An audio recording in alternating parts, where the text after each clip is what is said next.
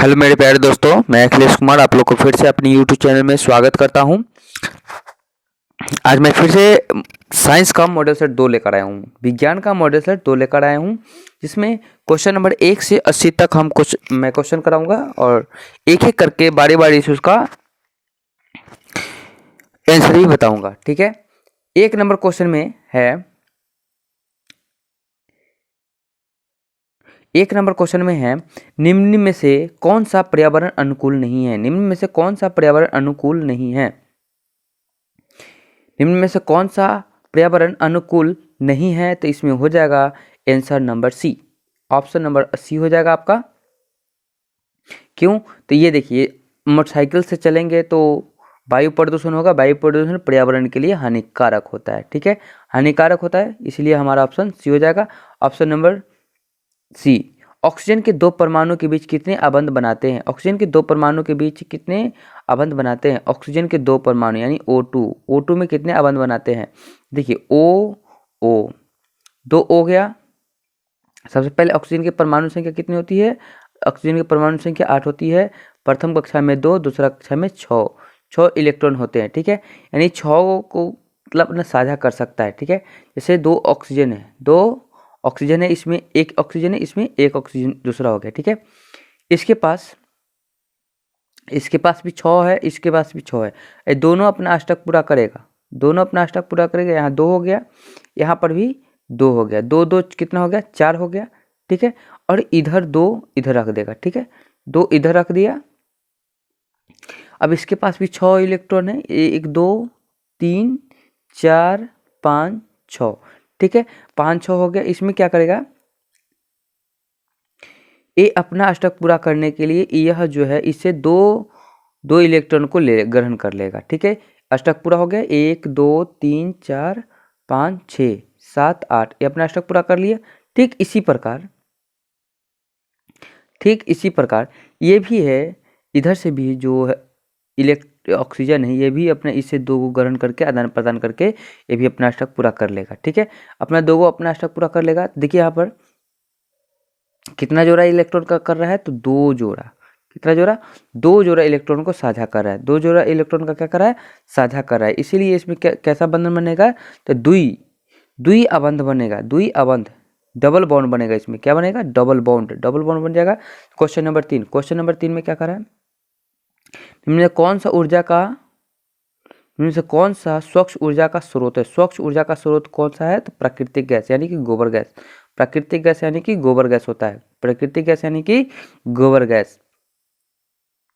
ठीक है, question number 4 में क्या कर रहा है, पोषण। स्वपोषण के लिए आवश्यक होता है क्या क्या। स्वपोषण के लिए आवश्यक होता है पर्णहरित, सूर्य का प्रकाश और कार्बन डाइऑक्साइड, तीनों, यानी इनमें से सभी हो जाएगा, इनमें से सभी। ऑप्शन नंबर डी हो जाएगा हमारा आंसर। अब चलते क्वेश्चन नंबर 5 में क्या कर रहा है, संगमरमर का रासायनिक सूत्र क्या होता है। संगमरमर कैल्शियम कार्बोनेट, संगमरमर का रासायनिक सूत्र क्या होता है, कैल्शियम कार्बोनेट।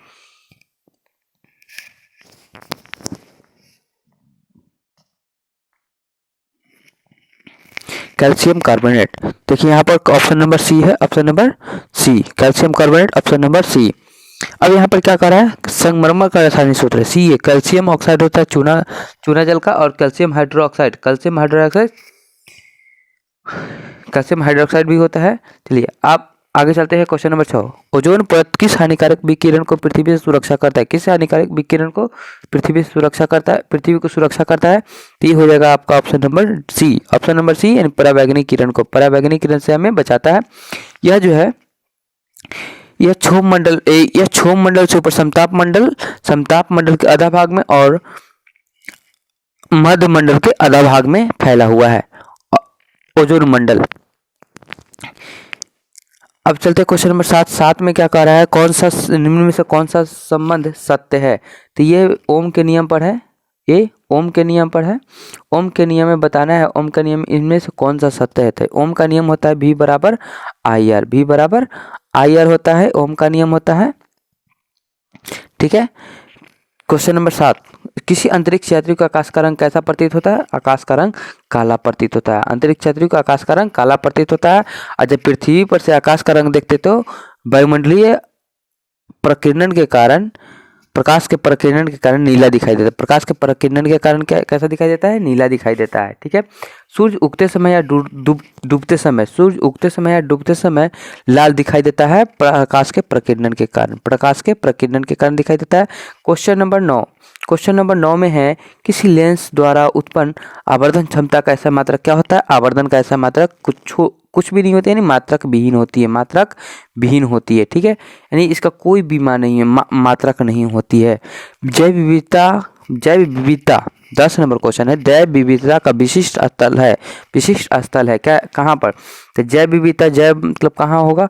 तो वन में होगा, वन में जहाँ लकड़ी उकड़ी पत्ता उत्ता मिलेगा वहाँ पर जैव विविधता होगा, यानी वन में। ठीक है। एल्केन का सामान्य सूत्र क्या होता है? एल्केन का सामान्य सूत्र क्या होता है? 11 नंबर में क्वेश्चन में एल्केन का सामान्य सूत्र क्या होता है? CnH2n+2, CnH2n प्लस में 2 एल्केन का सामान्य सूत्र होता है। ठीक है, ये हो गया एल्केन का, एल्काइन का। ठीक है, अब चलते हैं क्वेश्चन नंबर 12। निम्न में से कौन सा एक लिंगी पुष्प है? तो पपीता। एक लिंगी पुष्प है पपीता, एक लिंगी पुष्प है पपीता। ठीक है, इनमें से 13 नंबर क्वेश्चन में कह रहा है इनमें से कौन जीवाणु जनित रोग नहीं है? जीवाणु जनित रोग नहीं है, ऑप्शन सी मस्सा। मस्सा जीवाणु जनित रोग नहीं है। अब चलते हैं क्वेश्चन नंबर 14। 14 में कह रहा है कौन सा उपधातु है? उपधातु की संख्या कितनी होती है? 7। उपधातु की संख्या 7 होती है। ठीक है, इसमें हो जाएगा जर्मेनियम। जर्मेनियम ये उपधातु है। जिंक धातु है, कैल्शियम धातु है और ये कार्बन अधातु है, कार्बन अधातु है। ठीक है, अब चलते हैं सामान्य अनुशीतलन। अनुशीतलन में रक्त दाब कितना होता है? तो ये हो जाएगा 80 मिलीमीटर Hg। 80 मिलीमीटर Hg पारा, 80 मिलीमीटर Hg यानी पारा होता है। Question number 16। Question number 16। Question number 16 में है निम्न में से किस माध्यम में प्रकाश की चाल अधिकतम होती है? निम्न में से किस माध्यम में प्रकाश की चाल अधिकतम होती है? तो सबसे पहले तो ये हो जाएगा निर्वात में। निर्वात में प्रकाश की चाल होती है 3 × 10⁸ 3 × 10⁸ मीटर प्रति सेकेंड होती है, मीटर प्रति सेकेंड होती है। लेकिन यहाँ निर्वात तो दिया हुआ नहीं है, तो इसमें हो जाएगा हवा हो जाएगा। इसमें क्या हो जाएगा? हवा। हवा में प्रकाश की चाल अधिक होती है। ठीक है, उसके बाद आते हैं 17 नंबर क्वेश्चन में। 17 नंबर में कह रहा है नेत्र।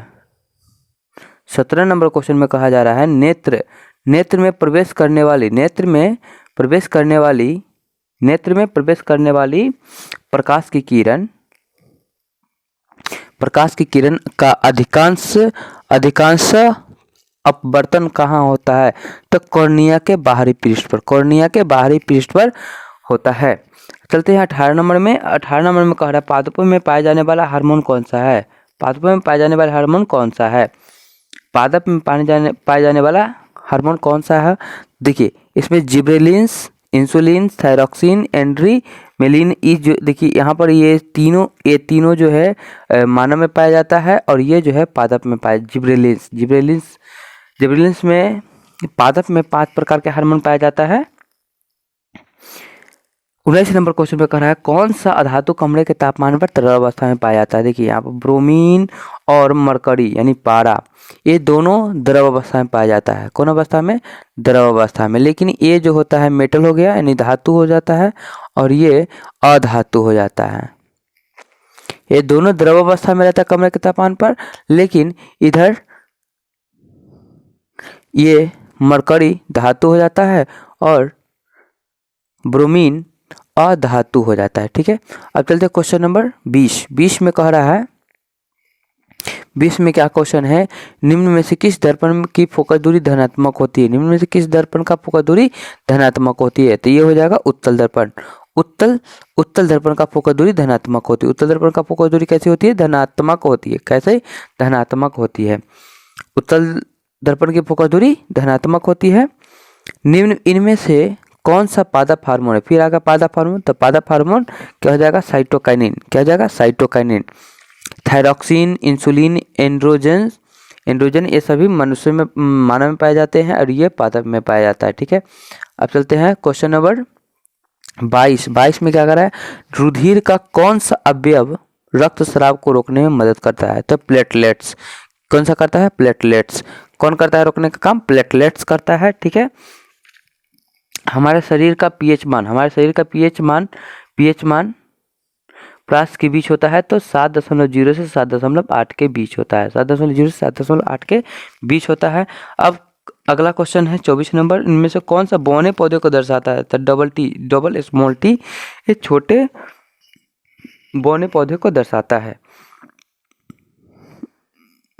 25 नंबर क्वेश्चन है, विलय विभक्त वलय का उपयोग किया जाता है, विभक्त वलय का उपयोग किया जाता है, तो ये हो जाएगा विद्युत मोटर में। किसमें, विद्युत मोटर में, विद्युत मोटर में किया जाता है। कौन सा परंपरागत ऊर्जा का स्रोत है, कौन सा परंपरागत ऊर्जा का स्रोत है, तो ये हो जाएगा परंपरागत ऊर्जा का स्रोत हो जाएगा ऑप्शन ए, जैव मात्रा यानी बायोगैस। बायोगैस जो होता है परंपरागत ऊर्जा का स्रोत है। कौन सा हाइड्रोकार्बन सबसे सरल यौगिक है, सबसे सरल यौगिक है, तो ये हो जाएगा मीथेन। क्या हो जाएगा, मीथेन, CH4, ठीक है। अब चलते हैं क्वेश्चन नंबर 28 में, ध्यान से थोड़ा सा पढ़ना होगा इस क्वेश्चन को। चालक का प्रतिरोध, चालक का प्रतिरोध निर्भर नहीं करता है, निर्भर नहीं करता है, तो यह हो जाएगा चालक की लंबाई पर ये निर्भर करता है।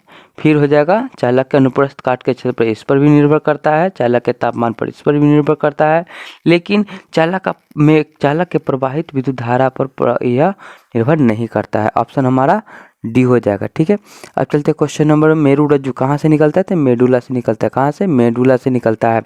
क्वेश्चन नंबर 30, क्वेश्चन नंबर 30 में है, निम्न में से कौन सा एक उभयलिंगी जंतु है, कौन सा उभयलिंगी जंतु है, तो केचुआ। इसमें एक भी आंख नहीं होता है, इसमें एक भी आंख नहीं होती है। इसे किसान का मित्र भी कहा जाता है, किसान का क्या कहा जाता है, मित्र भी कहा जाता है, क्योंकि किसान को बहुत मदद करता है बरसात के दिन में। यह नीचे की मिट्टी को उलटकर ऊपर कर देता है।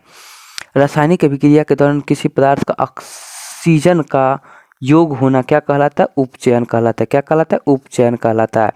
जब ऑक्सीजन संयोग होता है तो उसको ऑक्सीकरण कहते हैं और उपचयन कहते हैं, ठीक है। क्वेश्चन नंबर 32, क्वेश्चन नंबर 32 है, क्वेश्चन नंबर 32 में कह रहा है, सुरंगम किस राज्य की जल संग्रहण की व्यवस्था है, किस राज्य की जल संग्रहण की व्यवस्था है, तो ये हो जाएगा केरल के। केरल के, कहाँ के, केरल के। दांत को साफ करने के लिए दंत मंजन प्राय कैसा होता है, भास्मिक होता है, यानी क्षारीय होता है। कैसी होती है, क्षारीय होती है। कैसी होती है, क्षारीय होती है। जो दातुन करते हैं वह सब, जो ब्रश करते हैं उसमें जो पेस्ट रहता है वह कैसी होती है, भास्मिक होती है, क्षारीय होती है। Question number 34, question number 34 question है, क्लोरीन के परमाणु की बाह्यतम कक्षा में इलेक्ट्रॉनों की संख्या कितनी होती है, क्लोरीन के, तो क्लोरीन की परमाणु संख्या होती है 17, प्रथम कक्षा में 2, दूसरा कक्षा में 8, 2 8 10 और 7 17। बाह्यतम कक्षा में कितने इलेक्ट्रॉन, 7 इलेक्ट्रॉन। कितने इलेक्ट्रॉन, 7 इलेक्ट्रॉन, ऑप्शन सी। किसी कक्षा में किसी कोष के इलेक्ट्रॉनों की अधिकतम संख्या कितनी होती है, तो ये 2n स्क्वायर पर होती है, 2n स्क्वायर पर होती है। प्रथम कक्षा के में के का मान 1 होता है, इसमें n का मान 1 रख के देखिएगा, तो प्रथम कक्षा में 2 इलेक्ट्रॉन, दूसरा कक्षा में 2 रखिएगा तो 2 का स्क्वायर 4, 4 दूना 8, यानी दूसरा कक्षा में 8, तीसरा में 3 का स्क्वायर 9, 9 दूना 18, तीसरा में 18, 2 8 18 32, 2 8 18 32 होता है। एक कोष की संख्या है, जैसे जैसे बढ़ेगा वैसे से इसका बढ़ते जाएगा। 2n स्क्वायर इसका सूत्र होता है, 2n स्क्वायर इसका सूत्र होता है, 2n स्क्वायर इसका सूत्र होता है। क्वेश्चन नंबर 36, क्वेश्चन नंबर 36 है, क्वेश्चन नंबर 36 में है, निम्न में से किस धातु का गलनांक सबसे कम होता है, निम्न में से किस धातु का गलनांक सबसे कम होता है, तो सोडियम का। किसका, सोडियम का। किसका, सोडियम का।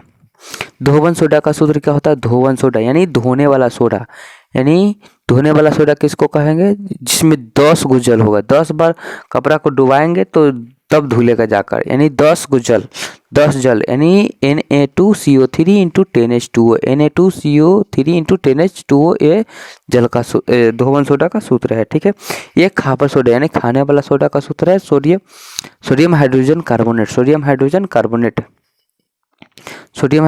कार्बोनेट का सूत्र है। क्वेश्चन नंबर है 38, वायुमंडल में प्रकाश का कौन सा रंग अधिक परिकिरणित करता है? तो ये हो जाएगा लाल, ये हो जाएगा लाल। क्या हो जाएगा? ये क्वेश्चन हो जाएगा वायुमंडल में प्रकाश का कौन सा वर्ण अधिक परिकिरणित है। वायुमंडल में अगर पूछा है तो वायुमंडल में नीला हो जाएगा, जिसके कारण आकाश का रंग नीला दिखाई देता है। जिसका कारण आकाश का रंग कैसा दिखाई देता है? नीला दिखाई देता है। अति भारण के समय विद्युत परिपथ में विद्युत धारा का मान क्या होता है? बहुत अधिक बढ़ जाता है। क्वेश्चन नंबर 40, विद्युत आवेश का ऐसे मात्रक क्या होता है? कूलाम होता है। विद्युत आवेश का ऐसा मात्रक क्या होता है? कूलाम होता है। दंत विशेषज्ञ किस दर्पण का उपयोग मरीज को दांतों को बड़ा प्रतिबिंब देखने के लिए करता है? तो अवतल दर्पण का। किसका दर्पण? कौन सा दर्पण? अवतल दर्पण का प्रयोग करता है। कौन सा लेंस अपसारी लेंस कहलाता है? तो उत्तल लेंस। कौन सा लेंस? कौन सा लेंस?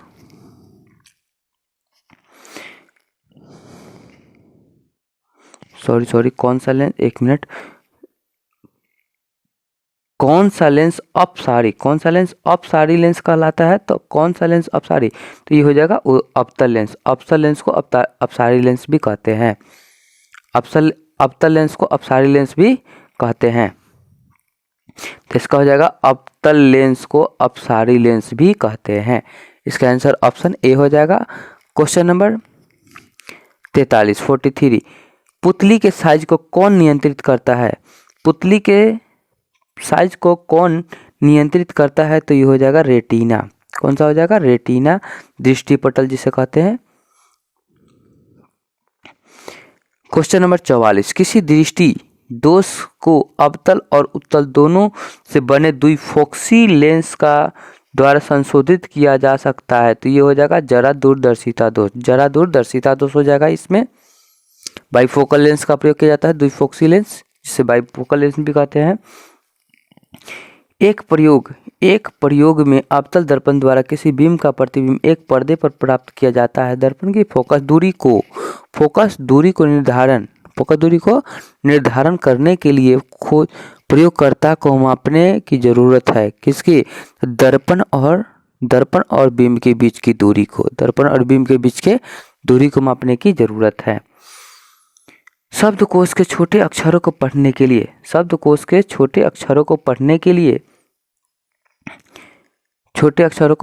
लिए किस लेंस का प्रयोग करना उपयोगी होता है? तो ये हो जाएगा आपको ऑप्शन ए 50 सेंटीमीटर की फोकस दूरी का उत्तल लेंस। 50 सेंटीमीटर की फोकस दूरी का उत्तल लेंस का प्रयोग करना ज्यादा पसंद करेंगे।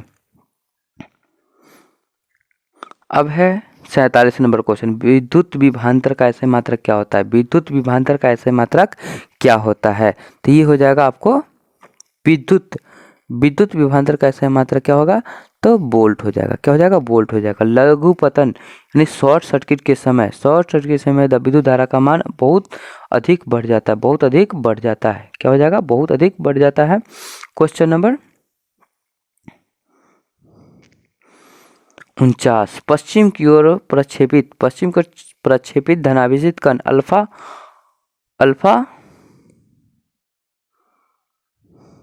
अल्फा कण किसी चुंबकीय क्षेत्र द्वारा उत्तर की ओर विक्षोभित हो जाता है। चुंबकीय क्षेत्र की दिशा क्या होगी? 49 नंबर क्वेश्चन, इसका हो जाएगा आंसर। देखिए, सबसे पहले कंपास का सुई जो है दक्षिण की ओर ही इंगित करता है, उत्तर दक्षिण की ओर इंगित करता है। ठीक है, कंपास सुई, तो ये हमेशा दक्षिण की ओर ही इंगित करेगा।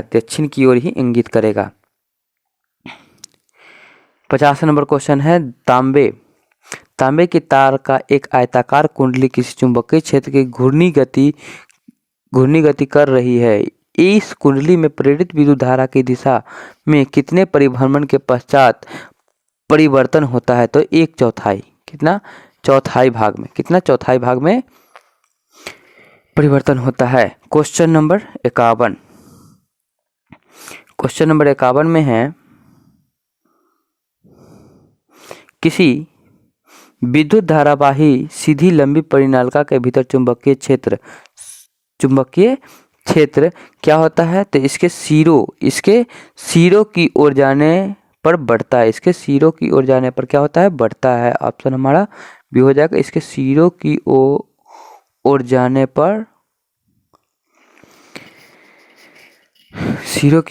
पर बढ़ता है। सिरों की ओर जाने पर क्या होता है? बढ़ता है।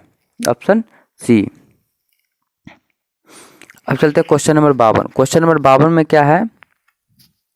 सौर कुकर में किस दर्पण का प्रयोग किया जाता है? इसमें भी अवतल दर्पण का प्रयोग किया जाता है। सौर कुकर में अवतल दर्पण, दांत चिकित्सक जो है वो दांत को बड़ा देखने में अवतल दर्पण का प्रयोग किया जाता है। गाड़ी के हेडलाइट में बड़ा मतलब अवतल दर्पण का प्रयोग किया जाता है। चिपको आंदोलन का मुख्य उद्देश्य क्या है? तो वृक्ष को बचाना था। चिपको आंदोलन वृक्ष को बचाने के लिए किया गया था। अंगों को पेड़ को काटने से मना करने के लिए किया गया था। अब चलते क्वेश्चन नंबर 54। 54 नंबर क्वेश्चन क्या कह रहा है? 54 नंबर क्वेश्चन है, निम्नलिखित में से किस विलयन का उपयोग दीवारों को सफेदी करने के लिए किया जाता है? तो कैल्शियम, इसमें हो जाएगा NaOH CaOH2 NaHCO3। इसमें हो जाएगा calcium hydroxide. Option B, calcium hydroxide का प्रयोग किया जाता है। कैल्शियम हाइड्रोक्साइड का। ठीक है। अब चलते क्वेश्चन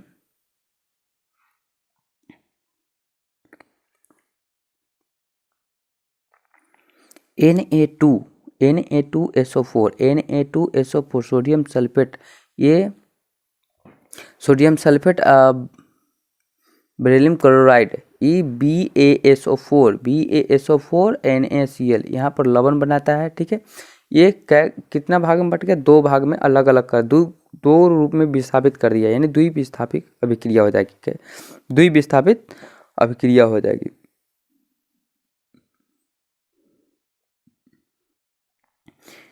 क्वेश्चन नंबर 56 में क्या कहा जा रहा है? कौन सा बुझा हुआ चूना है?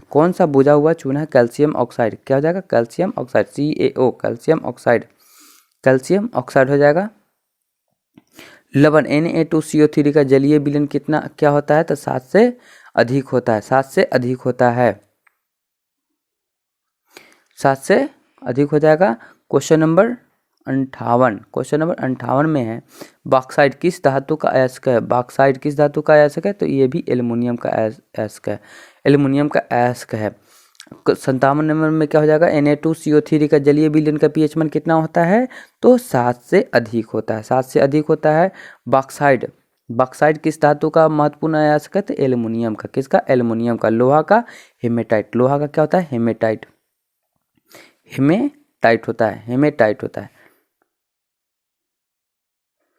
क्वेश्चन नंबर 59 में क्या कहा जा रहा है? लोहा एवं इस्पात को जंग से सुरक्षित रखने के लिए उस पर किस धातु की परत चढ़ाई जाती है? तो जिंक का जस्तीकरण किया जाता है। क्या किया जाता है?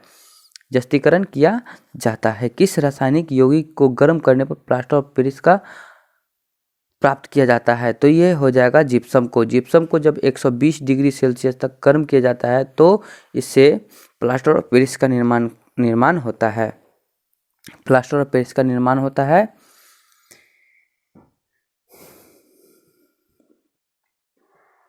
क्वेश्चन नंबर 61, प्रोपेनॉन में उपस्थित प्रक्रियात्मक समूह कौन हो जाएगा? Single bond CO। ऑप्शन हमारा सी हो जाएगा। अब चलते हैं क्वेश्चन नंबर 62 पर। IUPAC नाम क्या है? एसिटिक अम्ल का IUPAC नाम क्या है? तो हो जाएगा एसिटिक अम्ल का हो जाएगा एथेनोइक अम्ल। मेथेनोइक अम्ल नहीं होगा, एथेनोइक अम्ल हो जाएगा। ठीक है, मेथेनोइक अम्ल नहीं होगा। अब विद्युत अपघटनी परिष्करण में अशुद्ध धातु को बनाया जाता है। कैसा? अशुद्ध धातु को कैसा बनाया जाता है? इसमें हो जाएगा अशुद्ध धातु को जो है कैथोड बनाया जाता है। अशुद्ध धातु को कैसा बनाया जाता है? कैथोड बनाया जाता है।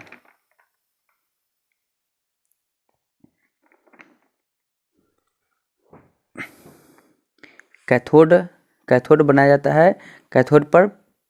कैथोड पर माइनस चार्ज होता है, एनोड पर प्लस चार्ज होता है। यानी विद्युत अपघटनी परिष्करण के लिए अशुद्ध धातु को क्या बनाया जाता है? कैथोड बनाया जाता है। क्या बनाया जाता है? कैथोड बनाया जाता है। अष्टक सिद्धांत किसने दिया था? न्यूलैंड्स का अष्टक नियम। न्यूलैंड्स साहब ने दिए थे अष्टक नियम को। और डोबनेयर साहब ने त्रिक नियम को दिए थे। मेंडलीफ ने आवर्त सारणी दिए थे। मोसले आधुनिक आवर्त सारणी दिए थे। अभी जो आधुनिक आवर्त सारणी है वो मोसले जी के द्वारा दिया गया है। मेंडलीफ का आवर्त सारणी में बहुत सारी खामियां रह गई थी, जिस कारण उनको आवर्त सारणी को ही संशोधित करने आवर्त सारणी बनाया गया है, जिस पर परमाणु संख्या के आधारित पर है। परमाणु संख्या के आधार पर फिर नया बनाया गया है। अगला क्वेश्चन है, आधुनिक आवर्त नियम के अनुसार तत्वों का गुणधर्म परमाणु संख्या के आवर्त फलन होते हैं। यानी मोसले साहब का परमाणु संख्या के अनुसार ही है। यानी परमाणु संख्या के आवर्त फलन होते हैं। निम्नलिखित में से कौन सा आयन लाल लिटमस पत्र को नीला कर देता है? लाल को नीला कर देता है, यानी छलनी हो जाएगा। यानी इसमें हो जाएगा 6 से क्षार होता है, क्षार, और ल से लाल लिटमस पत्र को नीला, 9 से नीला कर देता है। ठीक है, नीला यानी क्षार होगा वही ना नीला करेगा। और क्षार किसे कहेगा? तो जल में विलय भस्म को क्षार कहते हैं। क्षार यानी जो जल में घुलकर हाइड्रोक्साइड आयन देता है उसे क्षार कहते हैं। ठीक है, हाइड्रोजन आयन देता है उसे अम्ल कहते हैं। हाइड्रोक्साइड आयन देता है तो उसे क्षार कहते हैं। ठीक है, अब है पादप। यहाँ ध्यान दीजिए, थोड़ा सा मिस्टेक हो गया है टाइपिंग में। यह पादप होगा। क्या हो जाएगा? पादप में जाइलम उत्तरदायी होता है जल के संवहन के लिए। किसके संवहन के लिए? तो जल के संवहन के लिए। ऑप्शन ए हमारा आंसर हो जाएगा। अब चलते हैं क्वेश्चन नंबर 68 में कहा जा रहा है,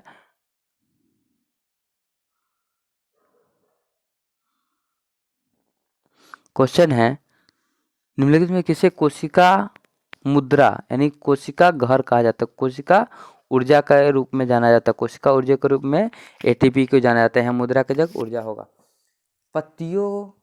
पत्तियों में गैसों का आदान प्रदान कहाँ होता है? तो रंध्र में होता है। रंध्र में यानी पत्ती के ऊपर एक छोटा सा छिद्र होता है जिसे रंध्र बोलते हैं। रंध्र के माध्यम से प्रकाश संश्लेषण की क्रिया होती है, जिसमें जल का आदान प्रदान होता है।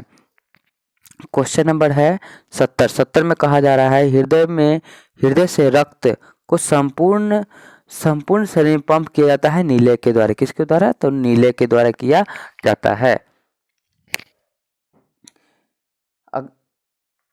अगला क्वेश्चन है, निम्नलिखित में कौन सा पादप हार्मोन पत्तियों को मुरझाने में उत्तरदायी होता है? कौन सा पादप हार्मोन? यहाँ पादप हार्मोन हो गया, पत्तियों को मुरझाने में उत्तरदायी होता है।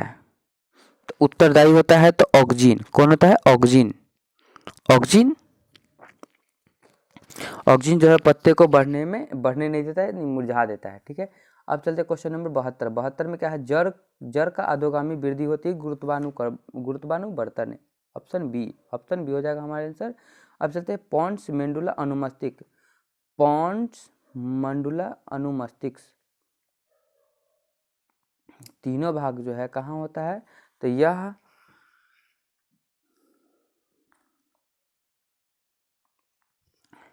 जो तो पॉन्स मंडुला और मानव मस्तिष्क जो है, मस्तिष्क, मानव मस्तिष्क को 3 भाग में बांटा गया, अग्र मस्तिष्क, मध्य मस्तिष्क और पश्च मस्तिष्क। तो मध्य मस्तिष्क में इसका स्थिति होता है, किसका?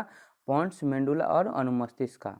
मध्य मस्तिष्क में इसका स्थान होता है तीनों का, ठीक है।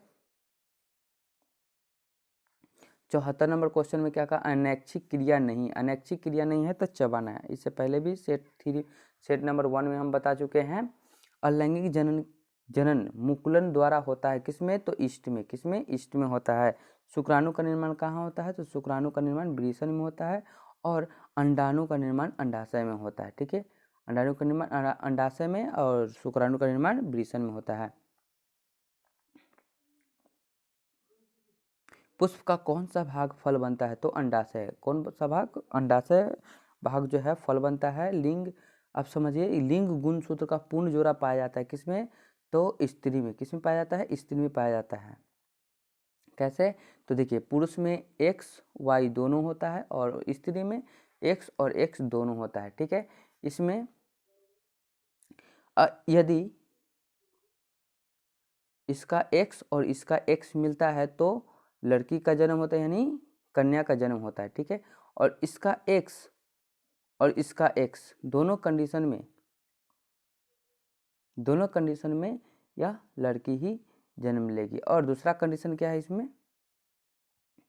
इसका एक्स वाई और इसका एक्स एक्स, ठीक है। इसमें जो हो जाएगा, इसका एक्स और इसका वाई, एक्स वाई हमेशा लड़का का जन्म होगा, ठीक है। यानी क्वेश्चन नंबर 80। क्वेश्चन नंबर 79 है, मानव शरीर में किसी सामान्य कोशिकाओं में गुणसूत्रों के कितने युग्म मतलब जोड़ा होते, कितने जोड़ा होते हैं? तो 23 जोड़ा होते हैं। अब कितने होते हैं तब 46 हो जाएगा, आज जोड़ा पूछा जाएगा तो 23 जोड़ा, 23 दूना 46, 23 दूना 46 हो जाएगा जोड़ा में। निम्न में से कौन सा समूह केवल जैव निम्नीकरण का पदार्थ है? तो ये हो जाएगा ऑप्शन नंबर डी, यानी केक, लकड़ी और घास, ये हमारा आंसर हो जाएगा। आज का हमारा सेशन पूरा हो चुका है 1 से लेकर 80 तक। अब हम फिर मिलेंगे अगले वीडियो में। हमारा वीडियो को अंत तक देखने के लिए धन्यवाद।